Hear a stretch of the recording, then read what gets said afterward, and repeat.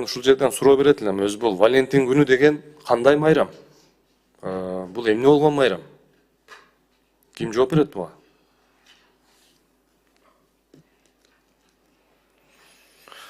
Бул мындай расмий түрдө бизде кабыл алынган бир кандайдыр бир майрам эмес. Бул өзү эле жаштар арасында Европадан жанагы день влюбленных деп коет, баягы бирине бири жакшы көрүшү белән анан кийин жанагы андай кичинекей открыткаларды берип, бул мындай бирок расмий түрдө ушундай өткөргүлө мындай болот, жобосу тигиндей деген колго алынган эмес. Бул баягы өзүнө эле баягы өспүрүмдөр арасында эле, анан жаштар арасында, студенттер арасында өзгөчө тараган.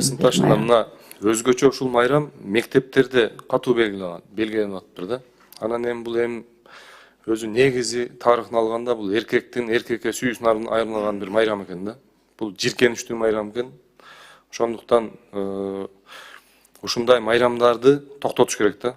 Мектептерде жана башка жерлерде сөзсүз түрдө точка коюш керек. Анан мына азыр жакында дагы майрамдар аябай көп. 23 февраль бар, 8 март, День студента, День молодежи, бүт ушундай майрамдарда сөзсүз түрдө ушул мектептерде акча чогултуулар болуп атыптыр да. Мектеп окуучуларынын арасында. Ушундай майрамдарды өткөрүүгө дагы мектептерде, университеттерде бир сөзсүз түрдө бир чектөөлөрдү киргизиш керек.